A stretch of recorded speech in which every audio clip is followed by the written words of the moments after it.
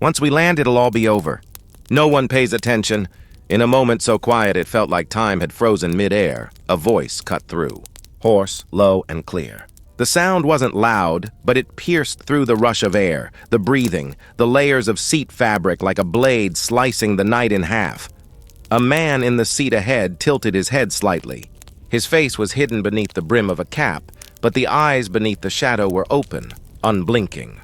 Dominic Reeves, the CEO of the airline operating this very plane. A black man with copper-toned brown skin, high cheekbones, a hard jawline, and jet black eyes. A wolf in sheep's clothing. A leader who ran everything from the shadows, auditing his own system from a coach seat. No one recognized him, and that was exactly how he preferred it. Before we start the story, if you stand against racism and prejudice, hit that subscribe button, type yes in the comments, and tell us where you're watching from. We reply to every single one. Let's make it known, you're not alone, and neither are we. 12 a.m., Flight 417 drifted through the upper atmosphere, swallowed in a borderless black night. The sky outside was so dark you couldn't tell cloud from void. The cabin glowed with a faint golden blue light, like a porch lamp before dawn, a light that felt both familiar and artificial. The engines rumbled steadily, the faint vibration making the air throb like a giant hidden heart. Passengers slept, headphones glowing green, screens flickering movies no one was really watching. The journey had started 6 hours earlier, in the waiting hall of an international airport. Dominic had slipped past security in the perfect uniform for invisibility. A light gray hoodie, a worn backpack, faded jeans, and sneakers that had weathered a few rainy seasons. No suitcase, no smartwatch, no assistant trailing him. Just himself, a solitary man in a sea of weary travelers. On his boarding pass, the name read David R., a fake alias in the internal system known only to 3 people. Dominic had chosen seat 27C, a coach seat in the middle of the cabin right by the emergency exit. He liked the spot, not too close to the cockpit, not too far from the bathrooms, close enough to overhear the crew, far enough to avoid suspicion. He sat down, buckled his belt, and leaned back like the others. But he didn't sleep. His ears tuned in. His eyes shifted. His mind scanned like radar, hunting for flaws. The safety announcement droned, a chorus every frequent flyer could recite. But right after came the sound that really started the story, a hushed conversation from the row behind him. The documents are in the seat back. All that matters is he shows up on time. A deep, hard male voice. And if they check? A younger, thinner voice, like someone still learning to lie but clumsy at it. No one checks passengers in 28B. Dominic raised an eyebrow. 28B, directly behind him. His heart skipped. Not out of fear, but out of the instinct he had honed in billion-dollar deals. Analyze, question, strip the mask away. Dominic didn't turn. He knew observation began with not being observed. He adjusted his sleeve, casually angled a glossy in-flight magazine to catch a reflection. 2 men. One older, salt and pepper haired, the kind of face you'd expect from a former lecturer or middle manager. His strength faded, but his eyes were as sharp as razors. The other younger, early 20s, thin, pale, uncomfortable in the seat, scratching at his left wrist over and over. Dominic noticed. Faint, round scarring on the wrist, the kind that looked like a chemical burn. You think, "We're doing the right thing?" The young man's voice shook. "There's no other way."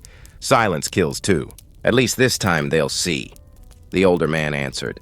"Who?" the boy asked. "The man who owns this system. The one who never sets foot on the floor." Dominic froze. He couldn't be sure they knew he was sitting in front of them. Impossible. And yet the feeling, it was like standing stripped bare in a crowd. He remembered. A year ago, a report from a ground cleaning contractor. Minor accident due to employee negligence. A cleaning woman slipped and broke her spine. No compensation, no investigation. Dominic had brushed the report aside and signed off on renewing the contract. He thought, that's on the subcontractor. Not our direct responsibility. But now, at 30,000 feet, that not direct responsibility was hammering at his neck, pulse by pulse, the sound of paper tearing behind him. Dominic shifted slightly. The younger one was opening a sealed envelope, pulling out sheets. He couldn't read the contents, but the boy's eyes spoke louder than any text. Fear, strain, reckless resolve. "We won't cause a scene. He just has to read them," the older man said. "And if he doesn't?" "Then the public will." Dominic felt the air congeal around him. The cabin was still a steady 72 degrees, but sweat soaked his back. The plane hit light turbulence. Lights dimmed. Some passengers adjusted pillows, others shut their eyes. Dominic couldn't. This wasn't a service inspection anymore. This was a silent cross-examination, and he was the defendant. No cops, no courtroom. Just two men in the row behind, a file, and whispers sharp as knives. The younger man rose, excused himself for the restroom. Dominic followed minutes later. Not rushing, just enough to look natural. The aisle is narrow, the blue ceiling lights like the glow of a spaceship. The young man emerged, clutching a thin, carefully wrapped folder. Seeing Dominic, he froze. For a fraction of a second, their eyes locked. Not recognition, but acknowledgement. "You heard it all, didn't you?" Dominic said nothing. He stepped aside, letting him pass. But in that moment, his heart was no longer a CEO's heart. It beat like any man's facing the simplest question. "You've seen. Now what will you do?" And he had no answer. When Dominic returned to his seat, the plane began its descent. Cabin lights brightened. The flight attendant's voice announced, "We'll be landing in 20 minutes. Please fasten your seatbelts." Order restored. But inside Dominic's mind, an earthquake tore open the cellar where his conscience had been buried. Behind him, the older man whispered one last time. "By the time they look us in the eye, the truth will already be too late." Dominic sat still. Light poured through the window onto his cheek. The sun rose over the distant horizon, and at last, in that moment, Dominic began to see. Pause for a second. If this were you, what would you do differently? Or would you do the same thing? Tell us below. Someone out there needs to hear it. The plane began its descent. The air inside the cabin thinned, exactly as physics dictated, but to Dominic Reeves it felt as though it was being sucked out, one breath at a time. His head spun not from pressure but from awareness, slowly cracking open like an eggshell crushed from within.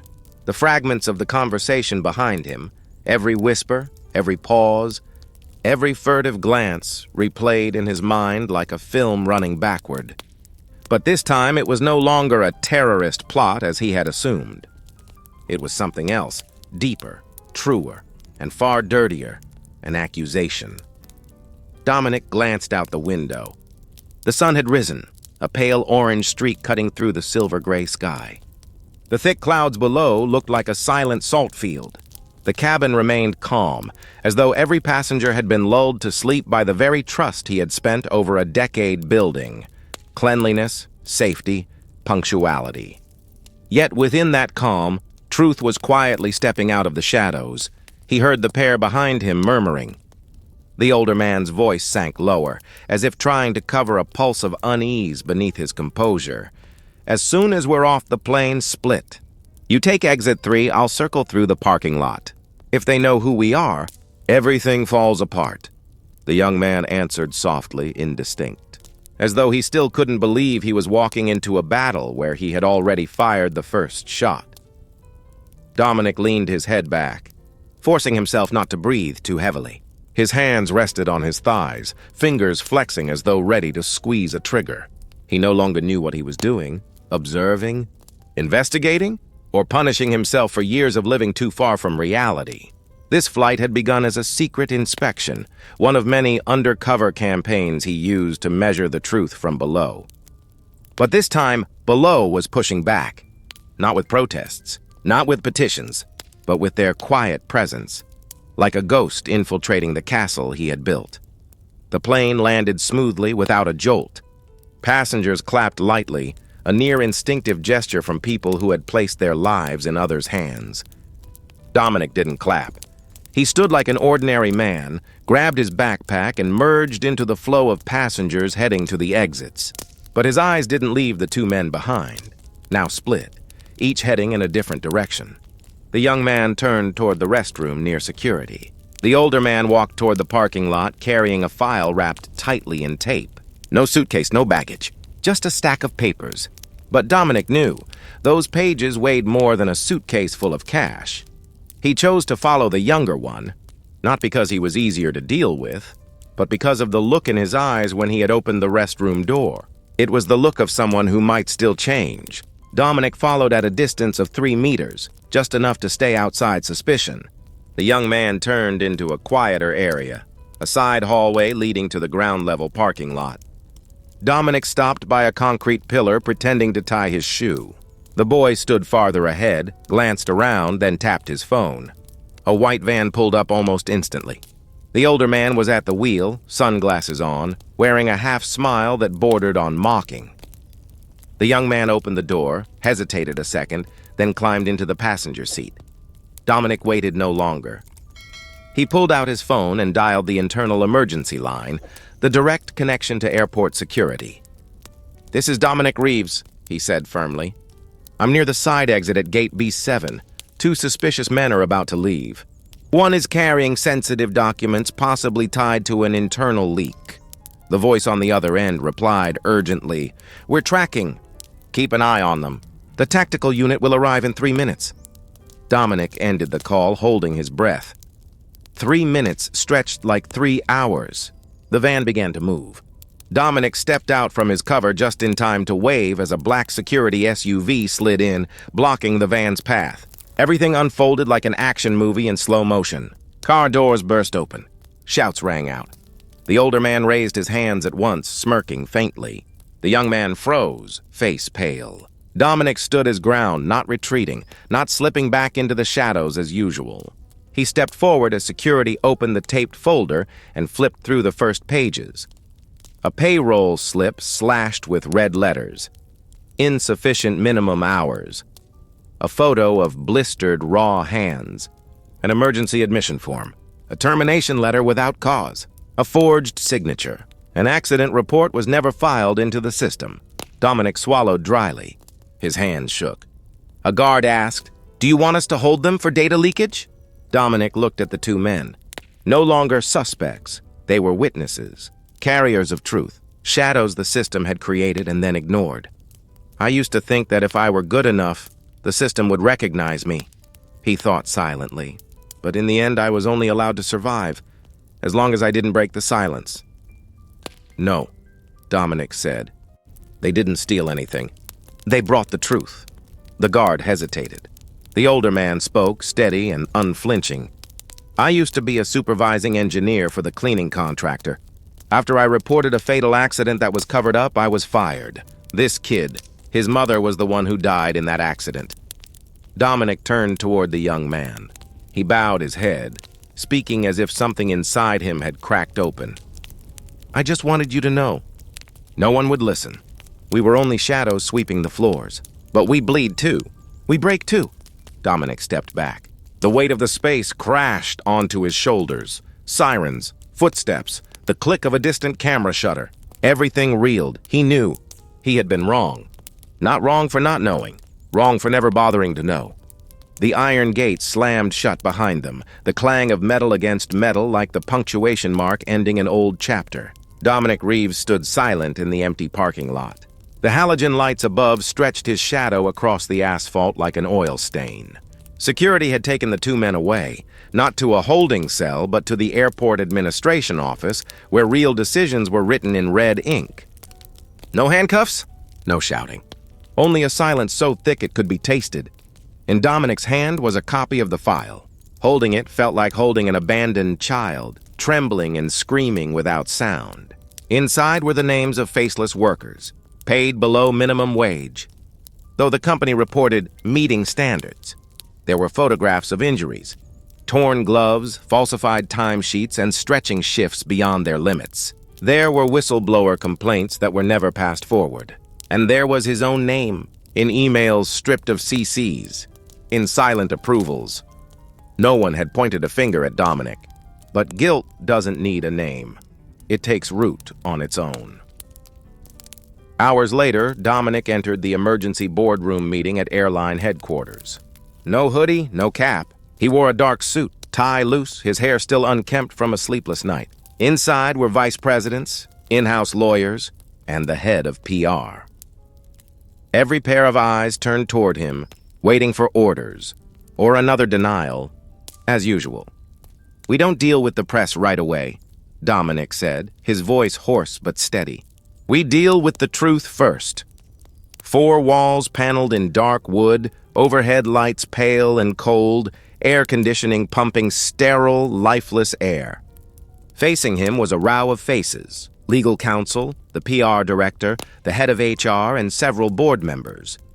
All their expressions looked the same, like masks made in the same factory. Dominic didn't sit immediately. He stood, one hand on the edge of the table, his gaze sweeping across them, not rushing to speak. The lawyer spoke first. "We can keep this contained. Nothing has leaked. At its core, this is just 2 individuals, unauthorized in accessing company information." Dominic nodded slightly. "Unauthorized?" he asked, voice low. "Then where does authorization live?" "In whose hands?" "Legally, sir, they had no right. And ethically?" Dominic cut in. He wasn't angry, but no one dared meet his eyes. The PR director interjected, "We can manage the narrative. Issue a neutral statement. Evoke sympathy without admitting fault." "Sympathy?" Dominic smirked. "We have a mother dead on a night shift, an engineer fired for telling the truth, a pile of forged records, and the best you can offer is to evoke sympathy?" The room froze. The HR chief folded her hands, speaking quietly. "Mr. Reeves, you need to think of the shareholders." Dominic looked at her. "I am a shareholder. And what I see is stock dropping faster if people find out we tried to hide corpses under freshly mopped floors." No one laughed. No one objected. He sat down for the first time. His eyes were fixed on the tabletop. A small scratch along the wood's edge, invisible to most. But he saw it. For years, I let others speak for me. I thought, as long as planes took off on time and passengers were happy, the rest could be left to the system. But now I know. That system has been greased with silence and other people's blood. The air thickened. He lifted his head. "I will speak today, publicly." The lawyer objected instantly. "That's unwise. We need time to prepare messaging." "The janitor who died didn't have time to prepare for death," Dominic replied. "It hit them like ice water to the face. You'll go on television yourself?" PR asked. Dominic nodded. "And I'll invite the 2 of them to stand beside me." "What?" Nearly the entire room erupted. "You mean to legitimize a trap and turn it into a lesson?" The CFO's voice was sharp as a blade. Dominic pressed a hand to his forehead and nodded slightly. "No, I mean to turn that trap into a mirror. For myself. And for all of you." The press conference was announced suddenly. No one knew what Dominic would say. Only he and the 2 seated beside him knew. Ryan, the young man once branded suspicious, and Mr. Grant, the engineer fired last year. Cameras rolled. Lights blazed into Dominic's face so harshly it felt like they illuminated the grain of guilt in his skin. He held no paper, no script. We have always taken pride in our safety record, but the most dangerous place was never in the air. It was on the ground, the place we refused to look. The room was silent. We hired people to clean our own restrooms, then signed contracts with vendors who underpaid them. We looked away when their labor was wrung dry. We told ourselves it was the contractor's fault. But when everything is a contractor's fault, who is left responsible? He paused, then turned to Ryan. "This man is no intruder. He is the son of a janitor, a woman who died on a shift at the terminal. I grew up in this terminal. My mother scrubbed these floors on her knees with tears and water. I once promised I'd change that. But I forgot that promise until I saw another mother not survive. His mother had no safety training. No warnings, no protection. We signed off on a process that recorded her death as an accident. But it wasn't an accident. It was the consequence." Camera shutters clicked rapidly. Some reporters began to stand. Dominic raised a hand. "I'm not here to salvage an image. I'm here to accept responsibility. I'll cut my own salary through the end of the year. Cancel every contract with violating partners. Open an independent public investigation. and create a labor oversight council that includes the workers themselves. He stared straight into the lens. We don't need a new system. We need this one to see who's holding it up with their spines. He turned to Mr. Grant. If you're willing to come back, I need you to help me dismantle the false reporting system that even fooled me. Grant's eyes glistened. I don't need an apology, Mr. Reeves. I just need to see the system you built stop standing on corpses. Dominic nodded. You will, 3 months later. Dominic was no longer celebrated in glossy business magazines. Stock had dipped slightly. Some investors had left. But at certain terminals, janitors now had new contracts, with real names, proper pay, insurance. Internal audits no longer reported in one voice. Some were fired. Some resigned, and some began to speak. One day, Dominic arrived at a newly established safety checkpoint. No secretary, no receptionist waiting. He stood among workers just off their shifts, holding a paper cup of coffee, shirt wrinkled, hair messy. A few looked at him and recognized him. But no one spoke. Ryan approached, tablet in hand. Someone asked if you're still CEO? Dominic smiled. I still sit in that chair. But now I know how many backs it rests on. Ryan nodded. There are fewer bent backs now. Dominic looked down the hall where a janitor was mopping the floor, but not in a rush.